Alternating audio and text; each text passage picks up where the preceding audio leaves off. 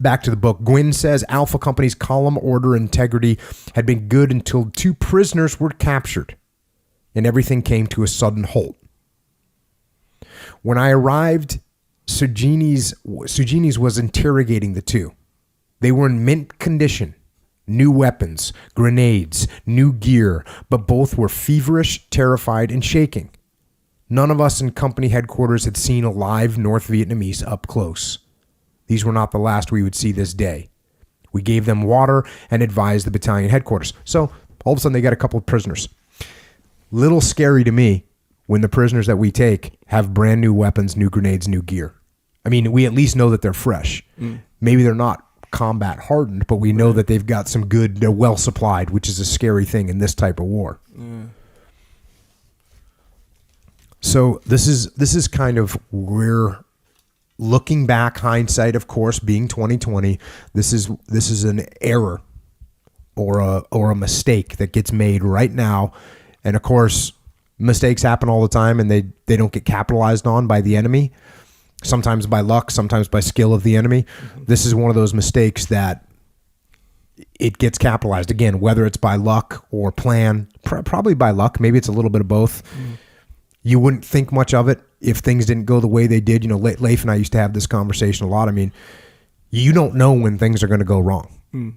And seriously, you can be on the battlefield and you can say, hey, everyone go left, and everyone goes left and everything turns out great. Or you can say everyone go right and everyone go right and everything turns out great. If you go left and you happen to go to where the enemy was waiting in ambush for you to go, now you just made a bad tactical call. The thing that made it a bad tactical call was that the enemy happened to be there. You couldn't know that. Gotcha. Yeah. And if you'd said go right, you'd made the greatest call ever because the enemy was over there waiting for it. Again, you don't know where the enemy's going to be. You don't have that luxury. So sometimes you make the best tactical decision you can make, and it turns out bad. Now we can look back at this, hindsight being 2020, of course, and critique what's about to happen. So we'll talk a little bit more about it. Here's what goes down. Back to the book. Captain George Forrest, commander of Alpha Company, 1st Battalion, 5th Cavalry, was more than 500 yards to the rear. So these guys are in a long column of march, group of people. McDade asked all the company commanders to come forward. So McDade is the battalion commander, and he tells all the company's commanders to come forward. So McDade's up at the front of this column, and who knows how big they are. You know, he says he's 500 yards to the rear. This whole thing probably spanned out probably 600-700, maybe even 800 meters. We're getting close to a kilometer in length of people just spread out.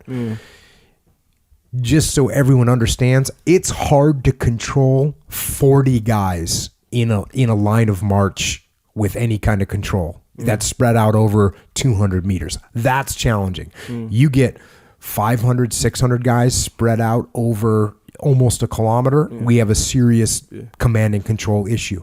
So now what he's doing to overcome this issue is telling all the company commanders. So there's 3 companies that are out there. Actually, there's more than that, but there's multiple companies out there.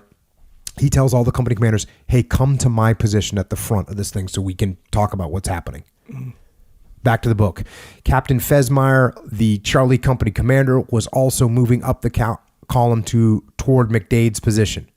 With him were his 2 radio operators, his artillery forward observer, Lieutenant Sidney Smith, and his radioman, as well as First Sergeant Franklin Hance. So I want you to think about that, or let me explain this to you a little bit more. Here's the Charlie Company commander. He's moving forward, so he's leaving his company. And with him, he brings his 2 radio operators. So who does that leave with the company? There might be 1 platoon guy left that's a radio operator, maybe 1 in each platoon, but he's pulling the communications node out of the company right there. He brings forward his artillery observer. So this is the guy that's going to be able to place artillery. Other guys can pick up the slack, but not as well as this guy can do it. He brings Lieutenant Sidney Smith and his radioman. So that means that, the artillery observer is Lieutenant Sidney Smith, but that guy brings his radioman as well. So there's another guy out of the loop. And then the first sergeant, the company first sergeant. So now that's the leadership. The company leadership is now from Charlie Company is now gone. They're moving up forward to talk about it. And so here they give a kind of an overview of what's going on. And here it is. This is what, back to the book, this is what was happening. Soudini's Alpha Company was moving forward toward the Albany clearing. So they've now approached this LZ Albany. That's what they're talking about, the Albany clearing. Alpha Company, the Soudini's Alpha Company was moving toward the Albany clearing. Colonel McDade and his battalion command group were with Alpha Company. The other company commanders had left their companies under orders and were moving up to join McDade for a conference. So the other company commanders are not with their companies anymore. The battalion was strung out along the line of march for a distance of at least 550 yards, so half a kilometer. The men of Delta Company were lolling around on the ground. Charlie Company had flankers off to each side, but were mostly taking a break, sitting or lying down. George Forrest's men at the tail of the column were in a wedge formation and also had flank security posted. The men of the battalion were worn out after nearly 60 hours without sleep and 4 hours of marching through difficult terrain. Visibility in the chest-high elephant grass was very limited. Bad situation to be in.